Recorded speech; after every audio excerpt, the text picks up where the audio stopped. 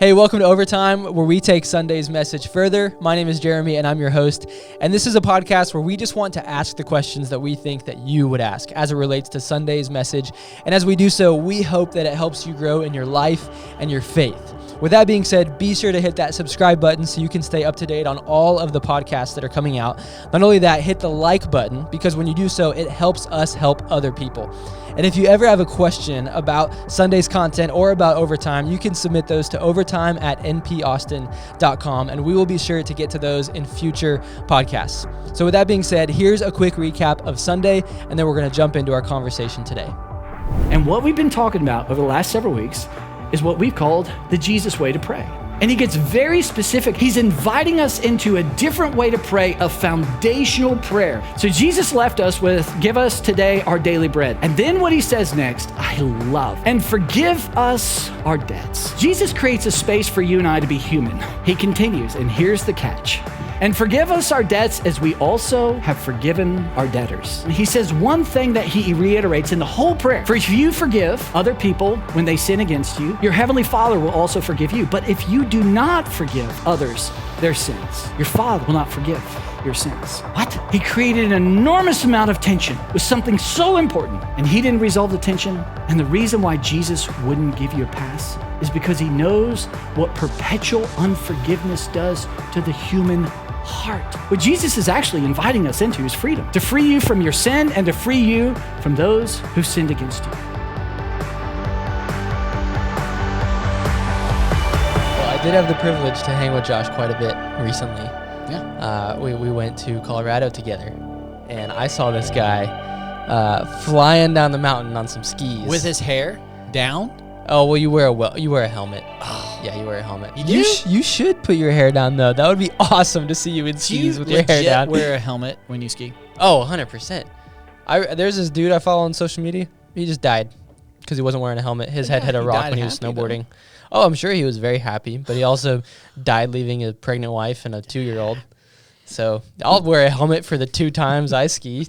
I know your hair doesn't fit in the helmet, but No, I the only thing I wear skiing is goggles and then a little like headband. Oh, do you really? That covers my ears. Oh my gosh. And I let the hair go. I need pictures of you skiing. The helmet makes the goggles look less goofy, and it makes your ears way warmer than just a headband. Yeah. Okay. Also, I'll just say this. When it comes to skiing and snowboarding, I'm a poser.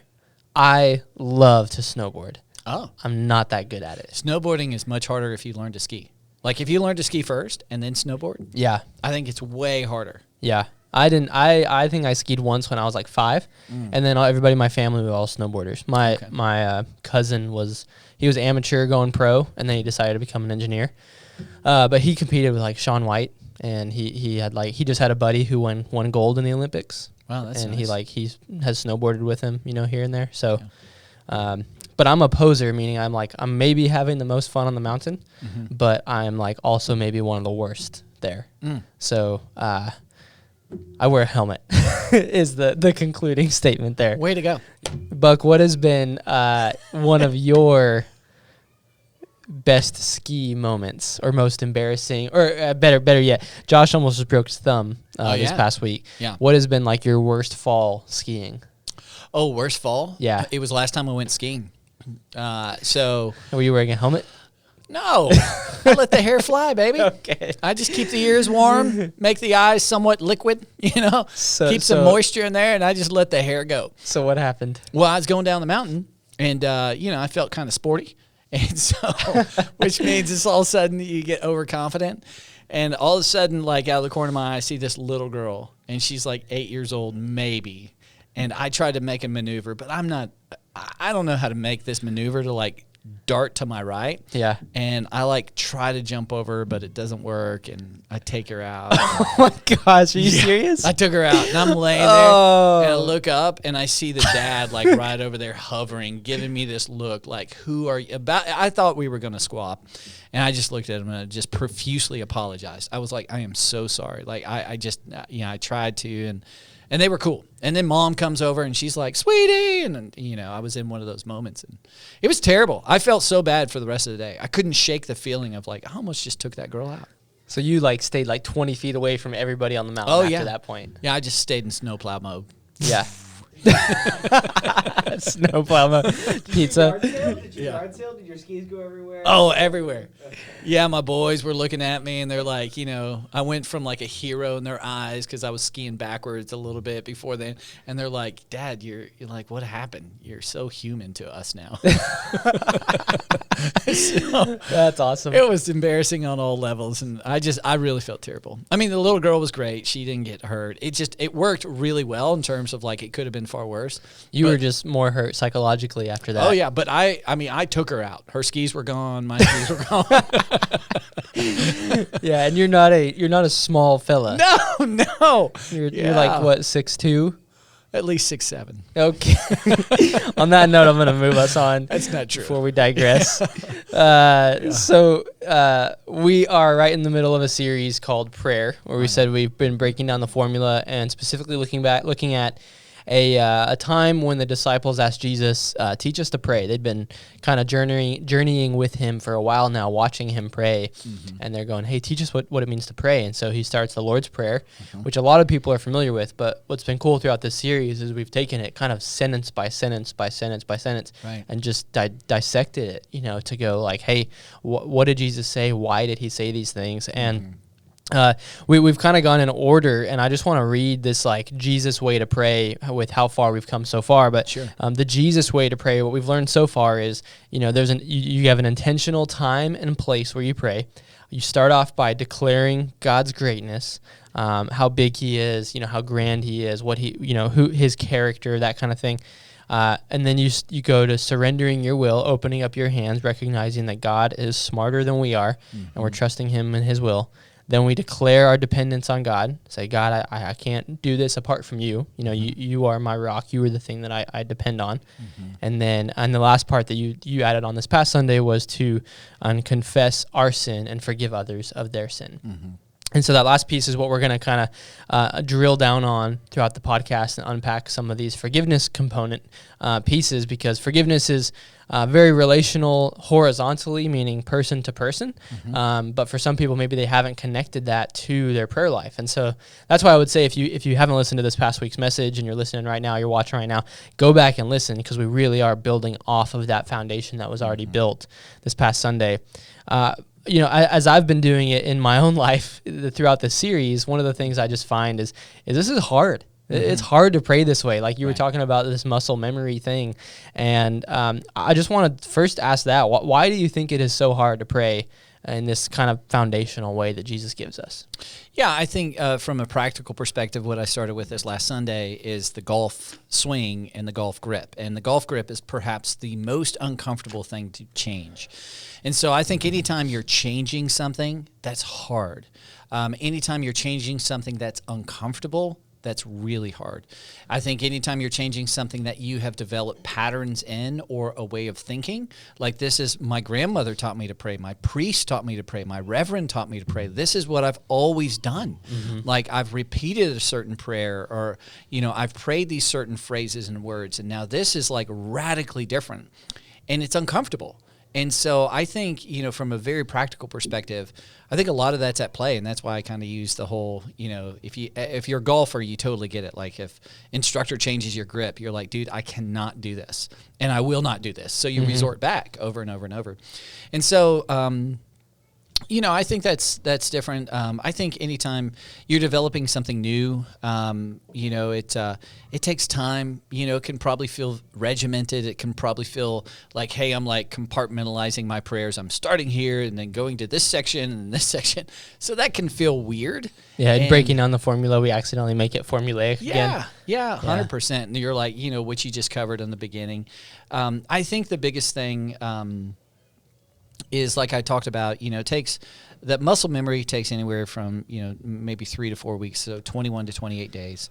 And then I think also just your perspective on God. I think if the foundation is what Jesus is trying to teach us through this prayer, that you can have a relationship with God in such a way to know him as like Abba, as a father. So Abba in the Aramaic means like dad. Father is so intimate, so relational. Not as a judge. He's not judging your prayers. Not as a king. He's like, you shall bow down before me as a king. king, not as some boss. If you do it right, then I'll reward you. I'll give you a paycheck. Those are so transactional. I think foundationally what makes it even easier and to get through the change and to get through the difficulty is to say, he's a good dad. He's my good father. He's a good, and as a good father, now that you're a dad, you see little Grayson trying to, try something new. And you're like going, you don't look at him and going, you're not doing it right. Hey, on a scale of 1 to 10, that's a 4. Wait, I'm not supposed to do that yet? I don't know. I'm just kidding. No, but if he completely just opens his palms to you and trusts you and says, Dad, I'm giving it a shot. Mm-hmm.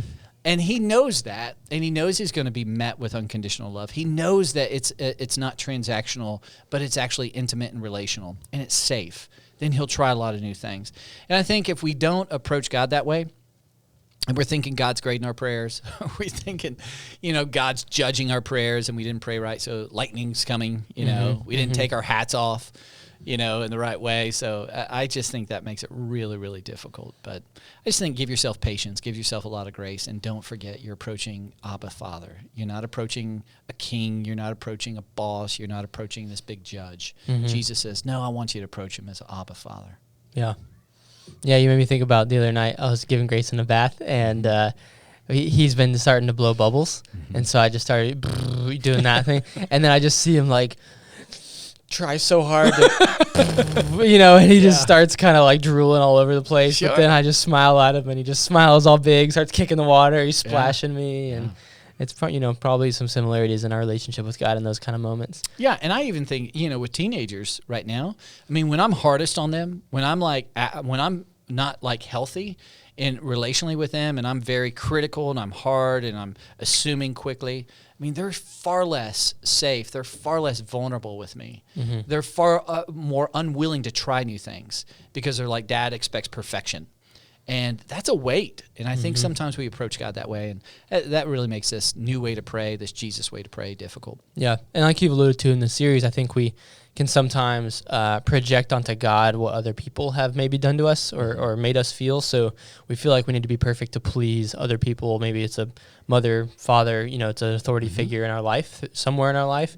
And we take that and we project that cue onto God. Sure. And so when we go to pray to him, we think, oh, I've got to do this perfectly or else he's not going to be happy with me. When in reality, he's just stoked to be able to just spend time. 100%. Yeah. Yeah, and he's cheering you on. I just think as a good father, he's like, hey, way to go. Yeah. I love that you did everything you could to trust. And, my son, and he invited you to pray a different way, and you tried it today. Yeah. And I loved it. It was great. Thanks so much for, meeting. And, yeah.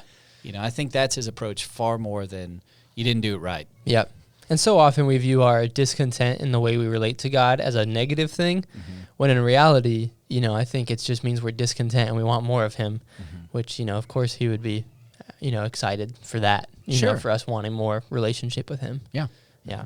So, one of the things you alluded to on Sunday, we hit forgiveness, and you spent a lot of time tying that to prayer and why that's significant and how that's important, because Jesus had that kind of asterisk statement at the end of the prayer that was, a pretty big statement that he talked about. But you mentioned that we didn't have enough time to break down the steps of forgiveness and what it looks like to forgive somebody, because it's harder than just snapping your fingers. There's a debt that's happened, right? And so can you break down some of those steps and just talk through what that looks like?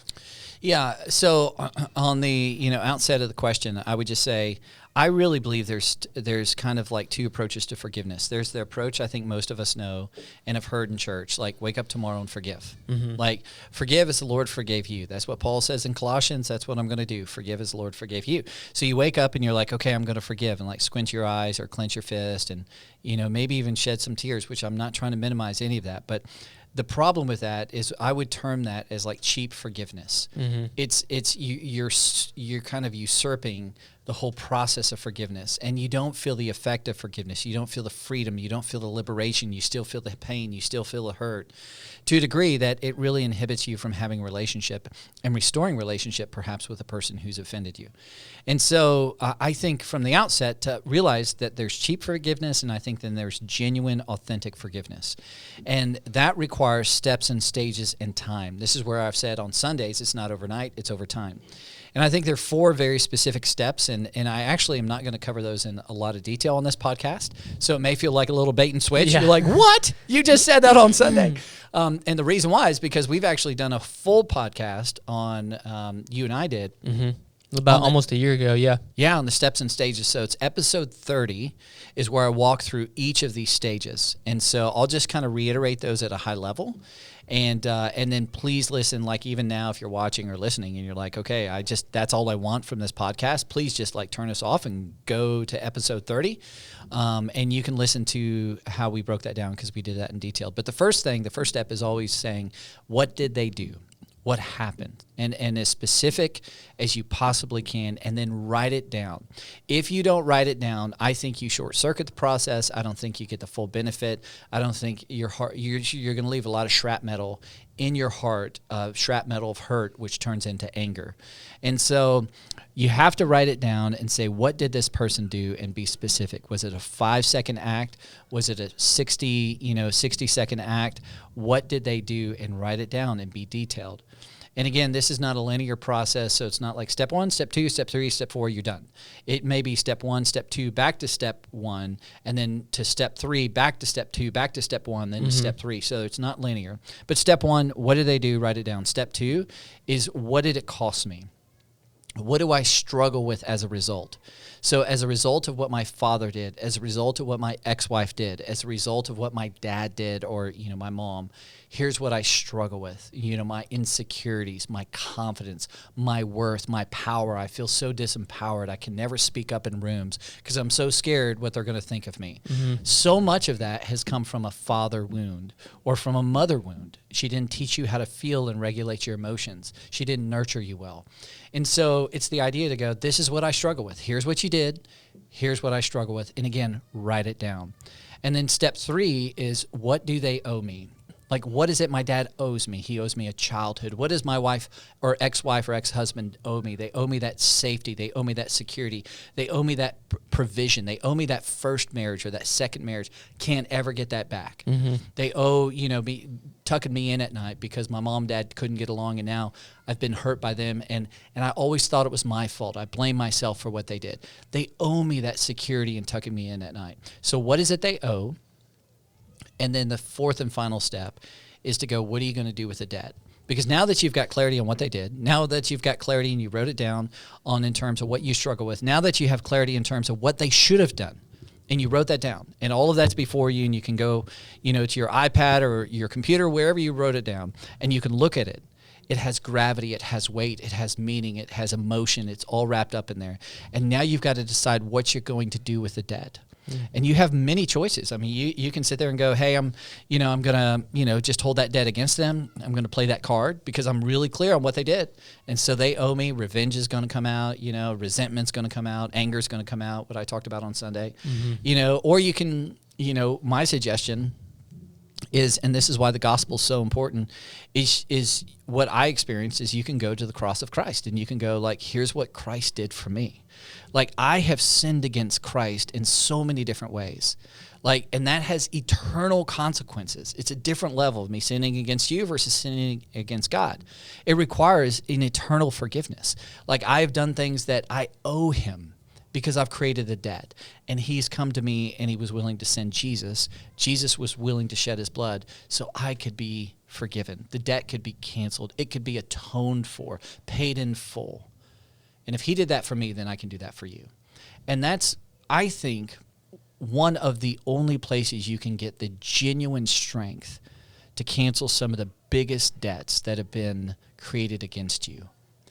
And it's at the cross of Jesus Christ. It's in the reality of Jesus Christ. And the longer you spend there, and this is why hallowing the name of God, God, you have forgiven me. You have washed me white as snow.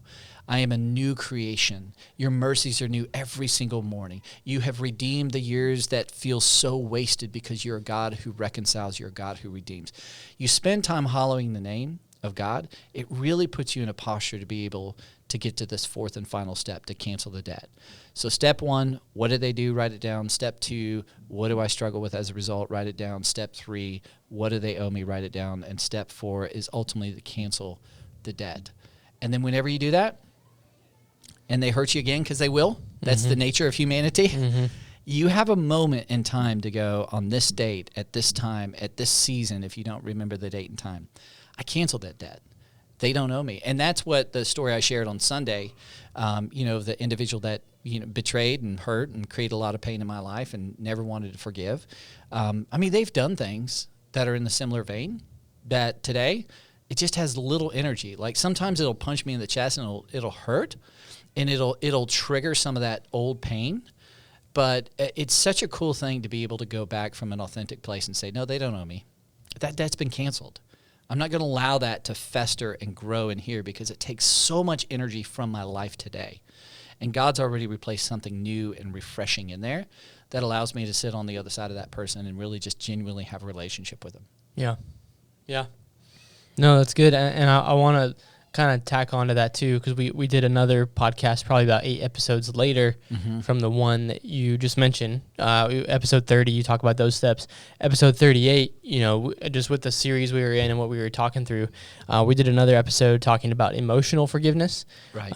And I think it could be helpful to another just layer. Like I think what everything you just shared is like, a first layer. And then if there's another layer where people are trying to go, hey, I'm trying to just continue this kind of forgiveness work. And I would recommend going and watching that, because we talk about the difference between decisional forgiveness and emotional forgiveness, because making the decision to forgive is one thing, but then allowing the emotions that are the negative emotions in you be replaced with positive ones is potentially sometimes a whole nother process for people. 100%. Yeah, you've got to almost create those new neural pathways. Yep. You got to go back to that moment, which is so painful. And I would just add one quick thing to this. I think it's almost impossible to do this alone. So if you just heard what I said and you're like, okay, I wrote those down, over the next 3 weeks, over the next 3 months, over the next 3 years, whatever it may be, I'm going to work those steps. I'm not saying that's not going to be some value and add some value and release you from a lot of the pain and hurt. But I would say it's I don't know how you can get through the whole process without like a spiritual director. And that could be like a pastor, that could be a counselor, that could be a small group leader, that could be a mentor, that could be somebody who's walking you and asking you, so what else? What else? And what else do you struggle with? Well, what about this? And they're actually, they're helping you get all of the shrapnels, all the little pieces that are in your heart that have created so much pain. They're helping you get each and every one of those out. And that just requires some precision, and that requires that relationship of some sort of a spiritual director. So I would say they really need to go hand in hand, especially if there have been some significant things in your life that you would go, wow, it's not like they took my pencil in 7th grade. Yep. I mean, I don't want to minimize that again, but, it's like there are some things in life that you would go, I feel like my whole life was taken out. Yeah. I would also just add on to that, the only way you do this is through intentionality, that, it's not going to happen accidentally. I think we are in such a rhythm of life so often that the only way you can really do forgiveness work like this is if you break the rhythm. You find a space, you find a time, you find a place. For some people, I had one lady I was talking to once, she went to a cabin in Arkansas for a week by herself. Sure. And that's what she needed to do to break the rhythm and work through it. And most likely the bigger the traumatic event, just in terms of the offense that was created, perhaps the more intentional you're going to have to be to do the work to dislodge the shrapnel that's potentially 100%. In your heart. Yeah, I didn't share this on Sunday, but like when I walked down and put the rock by the river when I shared my story, that was in Atlanta, Georgia. It was actually outside of Atlanta, up in the mountains, and I went on a retreat to do that. And I went through a lot of kind of symbolic processes with a group of people to be able to understand, and get a lot of the shrapnel out, and to have that moment where my palms were open, where I feel like, God helped me understand a story and how it relates to me and the person who hurt me. And then I was able to take that rock down to a river by the place that we were standing and just say, the debt's been canceled. So this is where I would also say you cannot move past this place. If you cannot forgive, if you're stuck, then I think this is as far as you go in the Jesus prayer. This is where you get stuck. This is where you come day, evening, morning, whatever it is, your prayer routine, that you stay right here and God's faithfulness will meet you. And I would encourage you to be as intentional as you've ever been about anything. It is so freeing and liberating.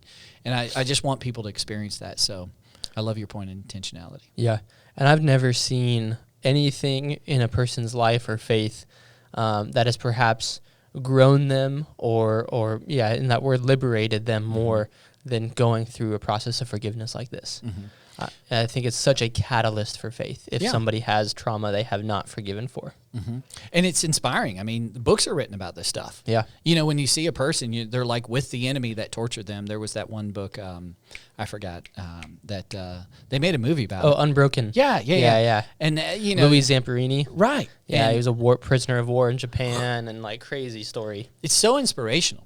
And, I mean, that's what he talks about, this liberation, this ability to be with a very person who did some of the most horrendous, evil things that another person could do to another person. Yeah. And yet have relationship, have connection, have intimacy. Yep. Seems impossible, but it's definitely not. Yep, for sure.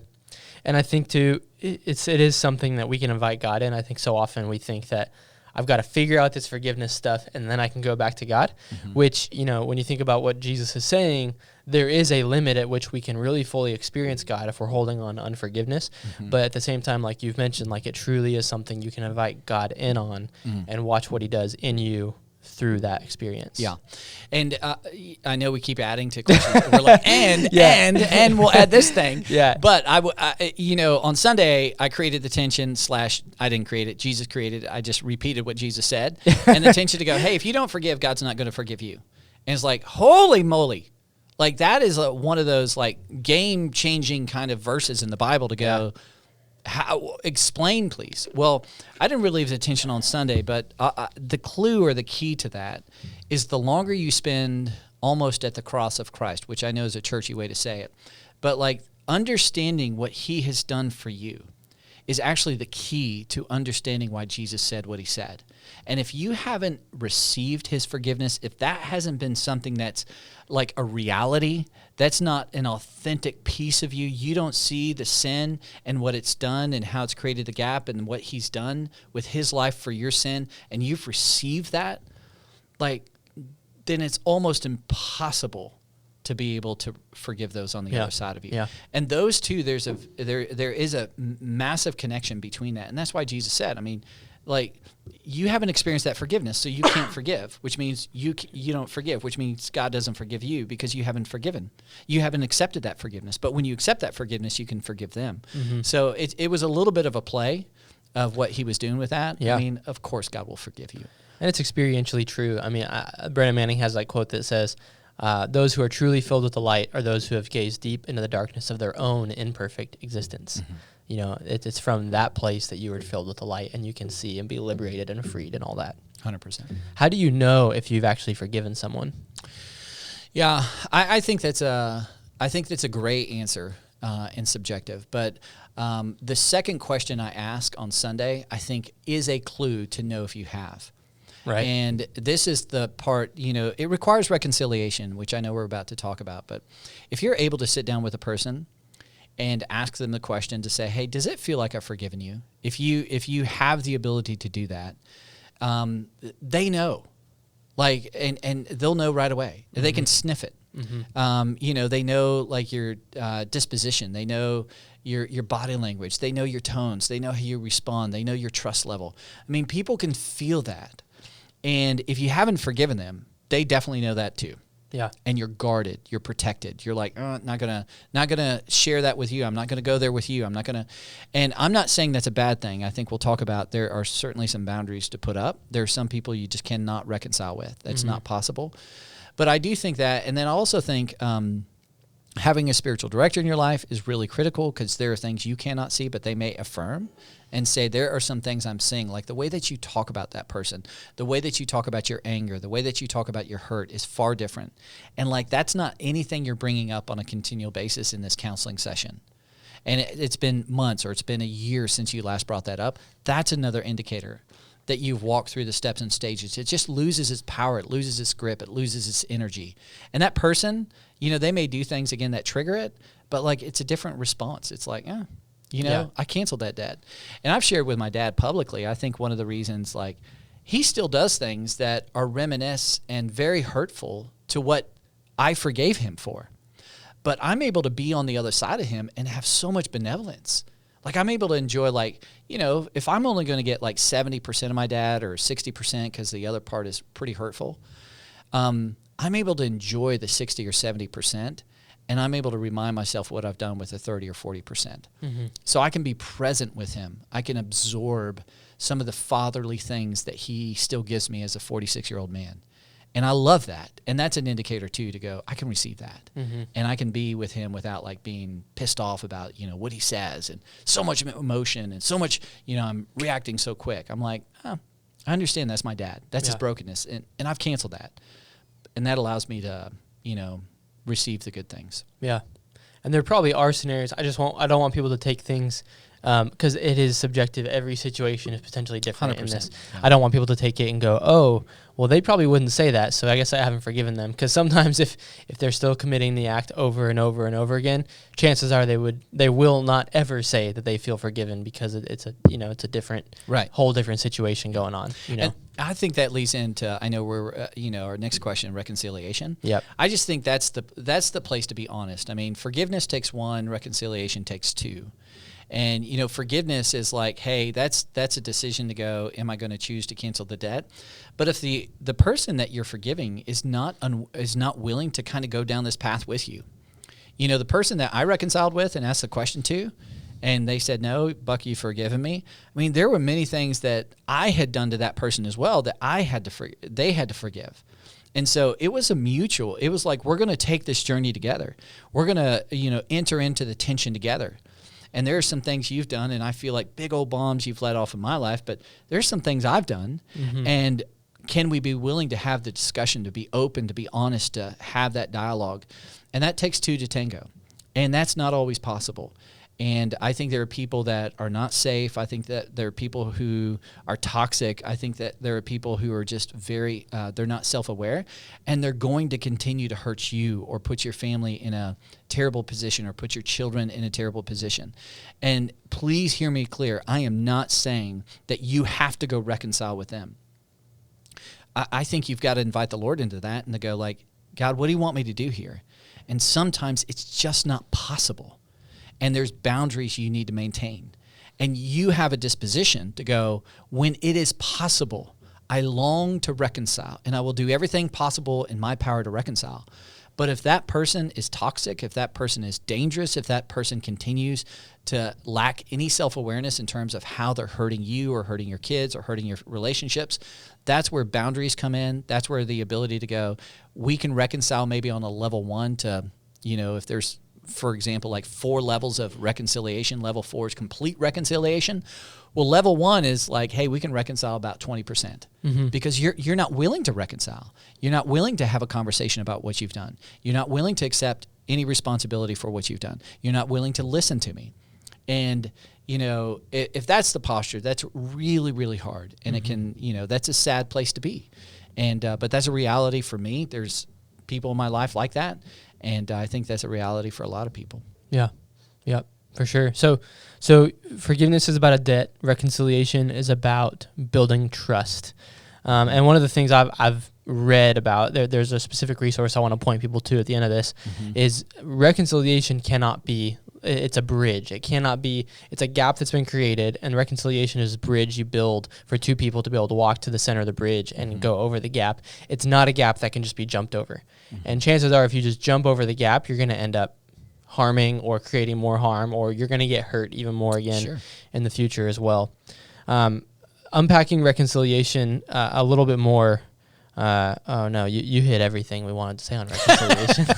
I'm willing to unpack it more. Yeah. No, I think that's good. I did want to end with 2 things as we wrap up that are just more like hopeful, because I think my hope for people as they listen to what you're saying in this podcast is that they would just take a next step towards forgiveness. We're talking about something that can take a year, 2 years, 3 years. Sure. Especially, you know, if you're talking about forgiveness and reconciliation, both of those things, that can take a long time and a lot of work. Right. And I just think my hope would that people would hear all the things we're saying and maybe take 1 or 2 that they can just go begin the process with. Yeah. And again, this comes back to why spiritual directors or counselors or small group leaders or mentors are critical in the process. Yep. I just don't think you can do it alone. I think there's discernment, even to reconcile. I mean, you may long to reconcile with a son. You may long to reconcile with that, father. You may long to reconcile with that friend or extended family. And they may be wise enough to see the things you cannot see because you so long for it. And you use phrases like, hey, it's my goal to be reconciled. That's the wrong phrase. The right phrase is, it's my desire. A goal requires two people committing to a common cause together. A desire is, I want that. I'm not sure if they do. Mm-hmm. And that's where, and then this is where coming back to the Jesus way to pray is so important to go.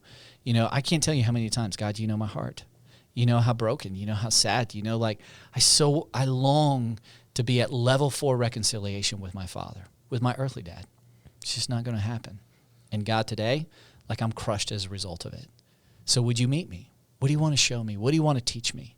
God, I surrender to you. I trust you. And this is where where Jesus said daily. And somebody on the other side of you can ask you questions like, have you invited God into that? Somebody on the other side of you can say, that's not wise. Somebody on the other side of you said, that's a goal, but they haven't agreed to that, which means it's a desire. And that just brings that self-awareness. It allows you to be in a place that you heal in a way that is a process, but in a way that actually gets you to an authentic place of liberation versus trying to rush the process. Mm-hmm. Or I so want to be, cancel the debt. There's a process. It's not overnight. It's over time. Yeah, for sure. And I think I'd like to end these talks on forgiveness with something that just feels like hopeful. That's a glimpse of the future of what could be. Yeah. And I love this quote. It's from Everett Worthington, who wrote a book called Forgiving and Reconciling, which I'd highly recommend. And he says this. He says, when we're tortured by unforgiveness and are finally able to grant forgiveness, a transforming surprise occurs. Forgiving is like a flood of light at sunrise. Darkness has covered the sky. Then the sun suddenly peaks over the horizon, illuminating giant clouds that stretch from the horizon to miles above it. Billowy clouds are lit with orange, red, and purple. The sky is afire with color. Such is the relief of forgiveness after wrestling with unforgiveness for a long, dark night. Mm-hmm. And I just think that really well describes it. Love it. Yeah. Are there any other resources you would point people towards? I think that's a great one. It's a great one. Yeah. Cool. Yeah. Awesome. And if you, I think. And there's other podcasts. I'm sure we mentioned resources in that as well. Episode 30, episode 37. 38. 38. 38. That too. Yeah, maybe 37. There's something Maybe there's there. something great, yeah. And then for real, if you're listening, watching, and you do want some more resources, make sure just jump on our website, npaustin.com, email our general email. It'll go to my assistant, Julie, and we'll get you, I've got, 20 books on it. So we can definitely help from a resource perspective if you'd like more. Yeah, and if since we've been saying it so much, spiritual, advisor, counselor, mentor, something like that. Mm-hmm. If you're looking for a way to do that, go to npaustin.com and hit what's next and just filter towards I need help, because you can find some resources there that are about getting a mentor or a counselor or something like that. Yeah, that's great. So awesome. Well, we are wrapping up our series on prayer this week. Part 5. So excited. And I can't wait to see how we wrap it up, even though we've all read the prayer, and see how it ends. We're gonna just unpack that last part. I think it'll be a surprise. We'll see everybody on Sunday, either online or in person. Thank you, my friend.